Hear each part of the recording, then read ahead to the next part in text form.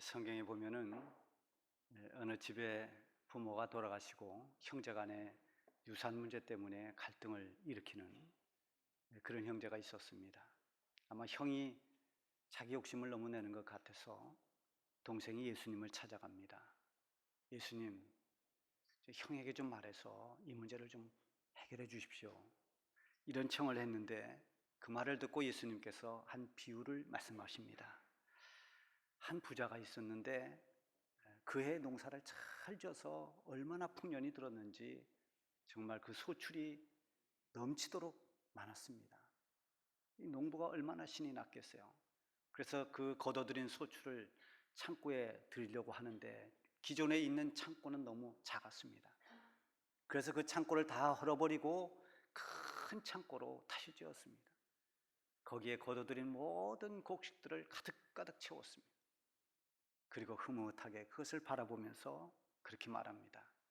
내 영혼아, 내가 여러 해 동안 쓸 것을 이렇게 저장해 두었으니 이제부터는 편안히 쉬고 먹고 마시고 즐기며 살자. 이렇게 말합니다. 그때 하나님께서 이렇게 말씀해 주십니다.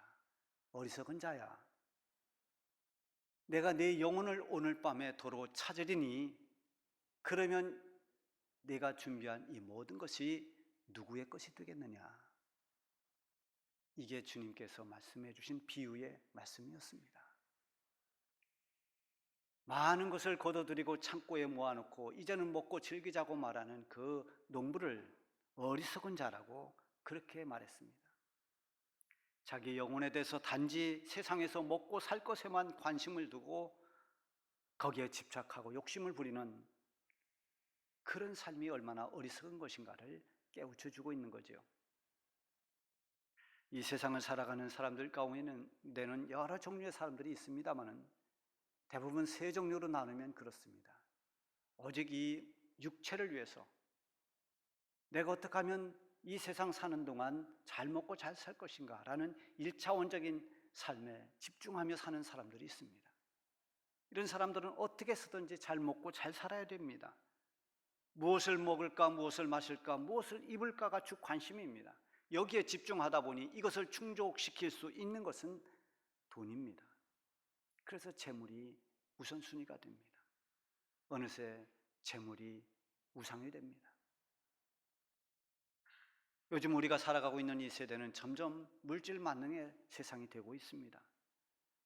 앞으로의 희망과 꿈을 펼쳐갈 어린 아이들에게 미래의 꿈을 적어보라고 하면 옛날과는 많이 다르다고 합니다. 지금은 대부분이 돈 많이 버는 사람, 거의 돈과 관련이 있다고 합니다. 이것뿐만이 아니라 각 사회 전반에 이런 어떤 물질이 우선이 되는 이런 것들이 이 세상을 지배하고 있습니다. 이 어리석은 부자처럼 많이 벌어들여서 편히 먹고 살면서 즐기며 사는 이렇게 육체만을 위해 살아가는 삶이 1차원적인 삶이라고 말한다면 2차원적인 삶을 사는 사람들도 있습니다. 이것은 단순히 그저 내 육신이 잘 먹고 잘 사는데 만족하지 않습니다. 정신적인 것을 중요하게 생각합니다. 무엇을 내가 행복하게 생각하고 있는가? 나는 무엇에 가치를 두고 살고 있는가? 그래서 조금 고생하고 힘들다 하더라도 정신적으로 가치가 있는 것, 내가 보람 있고 의미 있다고 생각하는 것에 몰두하며 살아갑니다. 여러분, 저 높은 산을 정복하는 사람들을 보면 왜 먹고 저렇게 위험한 일을 할까? 그런 생각을 저도 가끔씩 해봅니다. 삶과 죽음이 정말 오고 가는 그런 이 에베레스트 산 정복 같은 것은 얼마나 위험합니까? 그런데도 그 산을 정복하는데 의미를 둡니다. 그래서 높은 산 하나를 정복하고 그 다음에 또 다른 산을 정복하고 이렇게 높은 산을 정복해 나가는 것이 그 사람이 살아가는 어떤 삶의 가치입니다.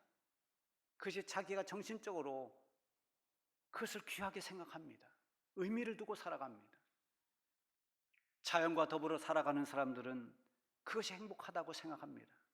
그래서 답답한 것 같은데 산속에서도 자연과 함께 사는 것입니다. 그것을 행복하게 여기는 거죠. 어떤 사람은 사상적으로 굉장히 그 사상을 중요하게 여기는 사람들이 있습니다. 민주주의를 지키며 살아야 된다. 그래서 민주주의를 지키기 위해서 독재와 항거하고, 그걸 지키기 위해서는 자기 목숨도 내어놓을 만큼 그렇게 거기에 자기의 인생을 거는 사람들도 있습니다. 이게 다 정신적인 세계를 중요하게 생각하면서 살아가는 사람들입니다. 그런가 하면 영혼에 관심을 가지고 살아가는 이 3차원적인 삶을 사는 사람들이 있습니다. 그 사람들이 바로 크리스찬들입니다. 구원에 대한 관심, 영생에 대한 그런 깊은 관심, 하나님 나라에 대해서 궁금하고, 그래서 그런 모든 것들을 귀하게 여기는, 가치 있게 여기는, 사람은 어디에서 와서 어디로 가는가, 우리의 마지막 가는 곳은 어딜까? 이 사람들은 이 땅만 바라보며 살지를 않습니다. 하늘을 쳐다보며 사는 사람들입니다. 이 세상의 소망보다도 하늘의 소망을 가치 있게 여깁니다. 육체나 정신 세계를 넘어서 영혼에 대해서 관심을 갖고 영적인 것을 추구하며 살아가는 사람들이 바로 그리스도인들입니다. 오늘 본문에 나오는 사람이 그런 사람이었습니다. 그가 누구인지 1절에 이렇게 소개합니다. 그런데 바리새인 중에 니고데모라 하는 사람이 있으니 유대인의 지도자라. 이 사람은 바리새인이라고 그랬습니다. 여러분, 성경에 나오는 바리새인이나 서기관들은 굉장히 나쁜 이미지로 등장합니다. 그래서 바리새인 하면 다 나쁜 사람들이고 서기관 하면 다 나쁜 사람처럼 생각하지만 다 그런 것이 아닙니다. 당시에 이 바리새인들은 유대 사회의 아주 경건한 종교 지도자들입니다. 남들이 하지 못하는 그 율법을 잘 지키며 사는 사람들입니다. 철저히 율법을 살면서 사는 일반 사람들과는 정말 구별된 그런 사람들이 바리새인들입니다.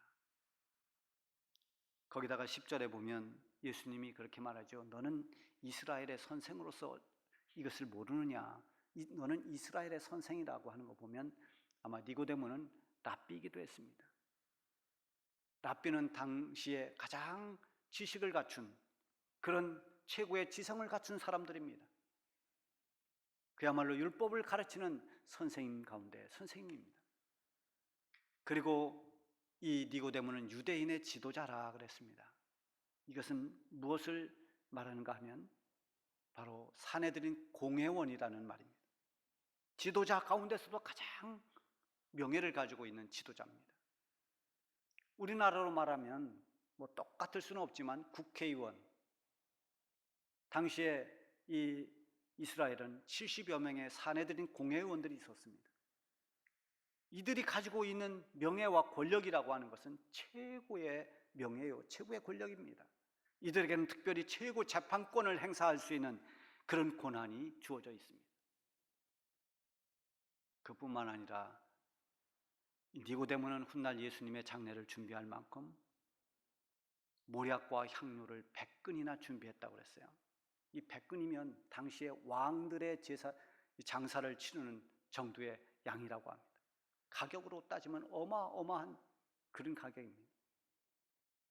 그러면 니고데모는 부자이기도 했습니다.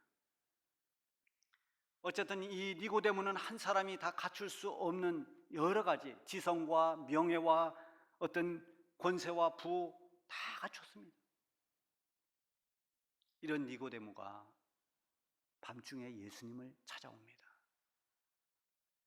자신이 남을 가르치는 랍비지만 그러나 겸손하게 예수님을 찾아와서 평소에 가지고 있던 궁금증들, 그리고 관심을 두고 있던 영적인 문제들, 이런 것을 배우고 싶었던 것입니다. 사람을 겸손하지 못하게 하는 세 가지 요인에 대해서 제가 조그만 아티클에서, 이 글에서 보았는데요. 그렇게 써놨어요. 첫 번째는 많이 아는 것, 아는 것이 많은 사람은 겸손하기가 어렵다. 자기가 가지고 있는 지식이 많기 때문에 그 지식이 언제나 모든 것에 척도가 됩니다. 배우려는 자세가 없습니다. 내가 많이 안다는 것 때문에 그저 가르치려고만 합니다. 자기가 가지고 있는 그 지식의 수준을 가지고 거기에 모든 걸 맞추려고 하기 때문에 겸손하지를 못하다는 것입니다. 두 번째는 가진 것이 많을 때, 가진 재물이 많거나,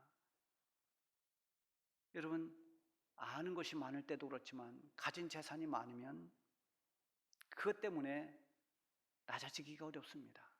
그것을 기대합니다. 나는 많은 것을 가지고 있으니까, 나는 재산이 있으니까. 가진 것을 은근히 자랑하고 싶어하고 은근히 우쭐대고 또 남을 무시하기 쉽습니다. 그래서 많은 것을 가지고 있어도 겸손하기가 어렵다는 거죠. 세 번째는 높은 명예와 권력을 가졌을 때, 이 높은 명예로 인해서 사람이 교만해집니다. 그래서 이 명예를 얻기 위해서 수단과 방법을 가리지 않는 경우가 많습니다. 그래서 일단 명예를 얻고 나면, 권력을 얻고 나면 태도가 돌변합니다.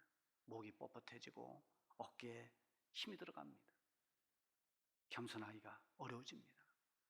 이렇게 아는 것이 많고 가진 게 많고 명예와 권력이 있으면 교만해지는 쉽지만 겸손하기가 어렵다는 것입니다. 그러나 그럼에도 불구하고 아는 것이 많은데도 겸손하고, 자기가 가지고 있는 가진 것이 많은데도 겸손하고, 명예를 가지고 있고 권력을 가지고 있음에도 겸손한 사람, 이런 사람이야말로 정말 모든 사람에게 존경받을 수 있는 사람입니다. 오늘 니고데모는 아는 게 많고 가진 게 많고 높은 명예를 가지고 있는 사람입니다. 이런 사람이 교만하기 쉬운 사람인데, 이런 사람이 겸손하게 예수님께 배우려고 합니다. 영적인 관심을 가지고 예수님의 가르침을 받으려고 하는 것입니다.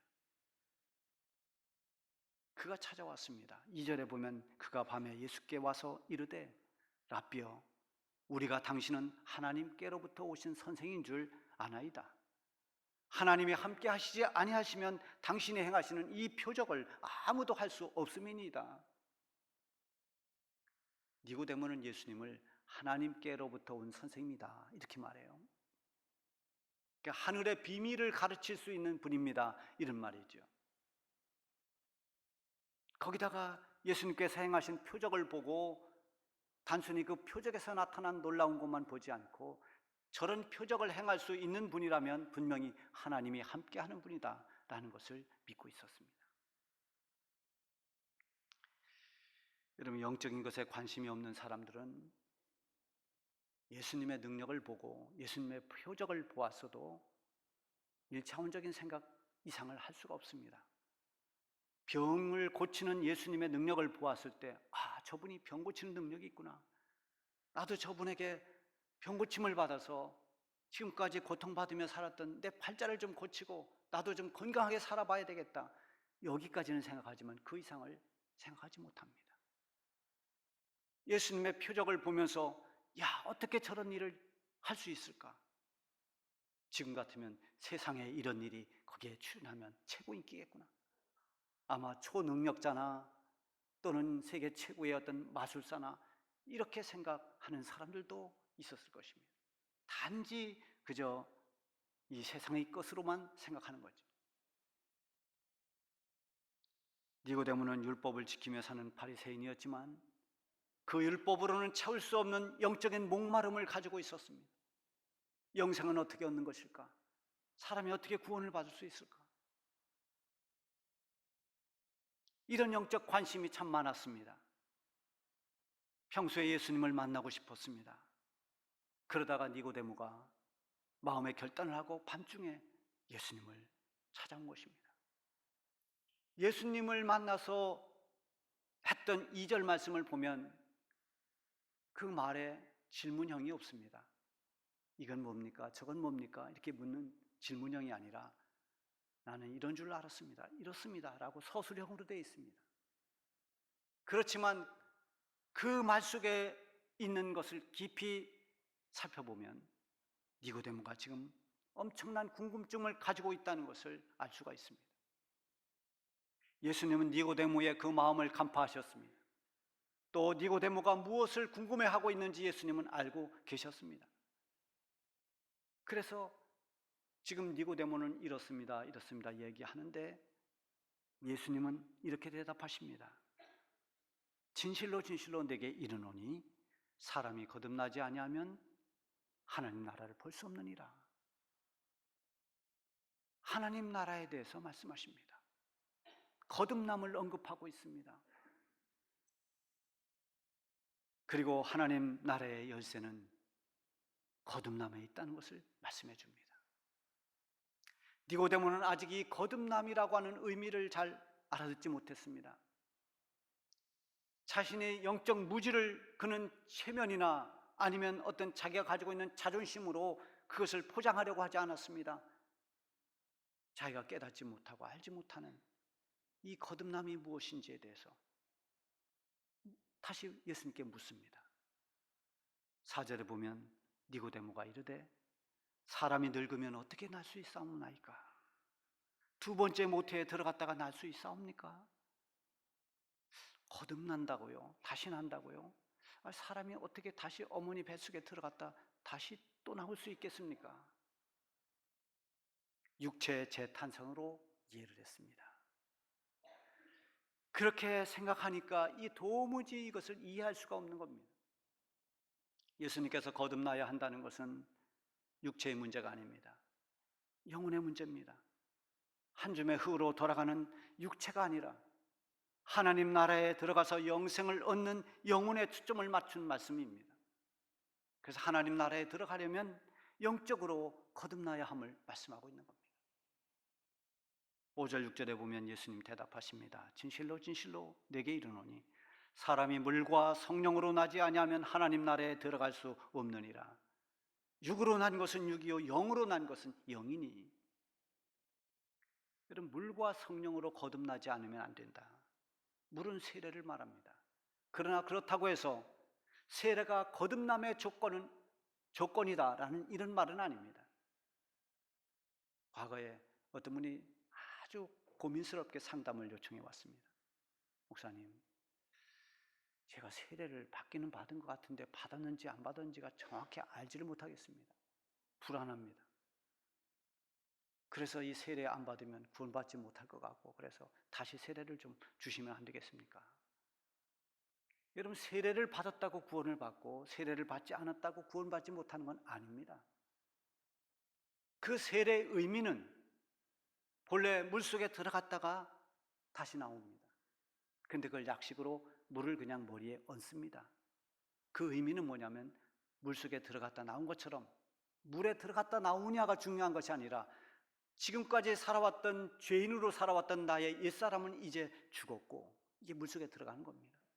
그리고 이제 예수님으로 말미암아서 나는 새롭게 거듭나고 하나님의 자녀로 다시 거듭났습니다 라는 의식이 세례인 것입니다. 세례가 이런 의미가 있습니다.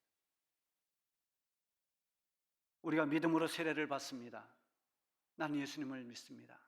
예수님이 나의 구주입니다. 그러면 세례를 줍니다. 그러나 더 근본적으로 들어가 보면 그 거듭남의 핵심에는 성령이 있습니다. 자신이 죄인이라는 것을 깨닫게 되는 것도, 그래서 깨닫고 회개하는 것도, 구원받는 것도 성령의 감동이 있기 때문입니다. 성령의 감화 없이 내가 죄인임을 깨닫지 못합니다. 회개하지 못합니다.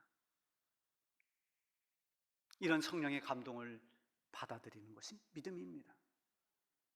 성령이 우리에게 임하고 역사하는 것은 사람마다 다 다릅니다. 어떤 사람에게는 불같이 임하고, 어떤 사람에게는 바람같이 임하고, 어떤 사람에게는 비둘기같이 온화하게 임하기도 합니다. 분명히 성령이 우리를 깨우치고 우리를 감화시켜서 예수님을 구주로 알아보게 합니다. 믿게 됩니다. 많은 예수님을 영접한 사람들의 간증을 들어보면 성경을 읽다가 감동을 받습니다. 또 설교를 듣다가 예수님을 구주로 영접하고 눈물을 흘리며 구원을 받습니다. 이런저런 여러 가지 사람마다 다 다르지만 어떻게 성령이 임했는지 알 수 없지만 분명한 건 성령이 임했다는 것입니다. 예배를 드릴 때, 성찬식을 할 때, 세례를 받을 때, 안수기도 할 때 성령의 역사가 있는 것입니다.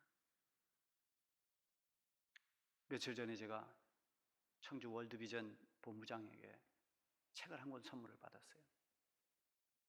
뭐냐면 개그우먼으로 알려진 조혜련 씨가 쓴 반전의 하나님, 그런 책입니다.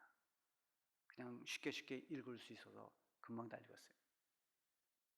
그 44년 동안을 하나님을 무시하고 살았고 또 부인하고 살았고 기독교에 대해서 비난했다는 것입니다.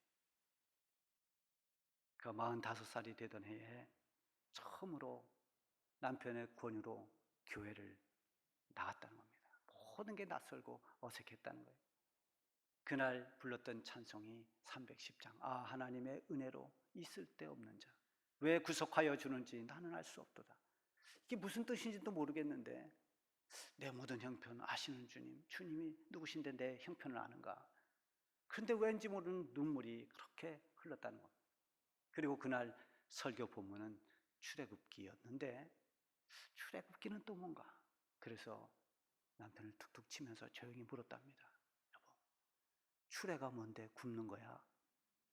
그랬더니 남편이 웃음을 참느라고 애를 쓰더라는 거예요. 이렇게 아무것도 모르게 교회를 가서 예배를 드리고 했는데 이렇게 교회에 출석한 지 한 3개월쯤 되었을 때 남편과 영접 기도를 하자고 그래서 영접 기도를 합니다. 아멘 하라 그러는데 아멘이 안 나오더랍니다.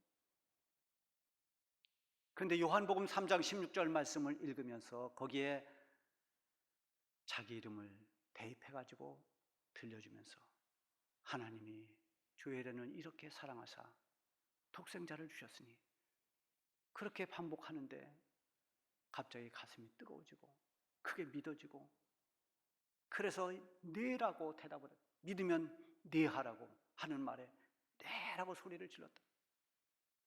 그러면서 속으로부터 너무나 어떤 뜨거운 감동과 감화, 남편을 끌어안고 그날 그렇게 울면서 밤늦은 시간에 영접 기도를 하고 살아계신 주님을 만나고 주님을 인격적으로 만나는 주님과의 첫사랑이 있었다는 간증을 거기 썼습니다.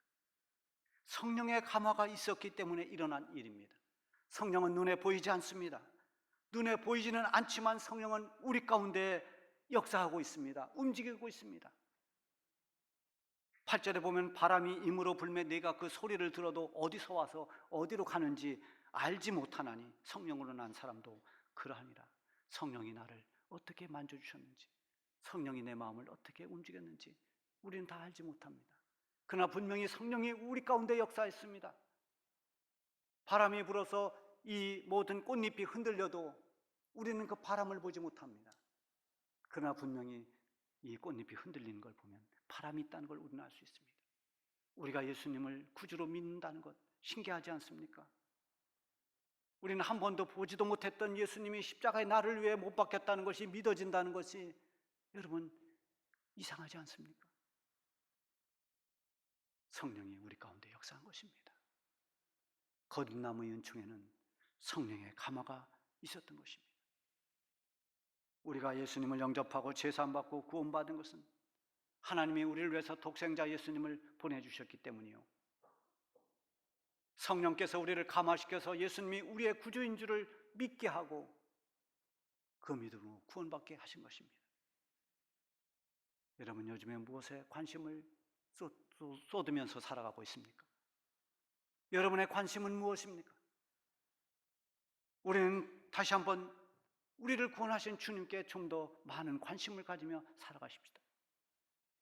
세상을 살아가기는 참 고되고 힘든 일이 많지만 그럼에도 불구하고 우리에게 구원의 은총을 베풀어 주시고 하나님의 자녀되는 은총을 베풀어 주신, 거듭남의 은총을 주신 우리 하나님의 은혜를 잊지 말고 항상 그 은혜에 응답하며 살아가는 우리 모두가 되기를 바랍니다.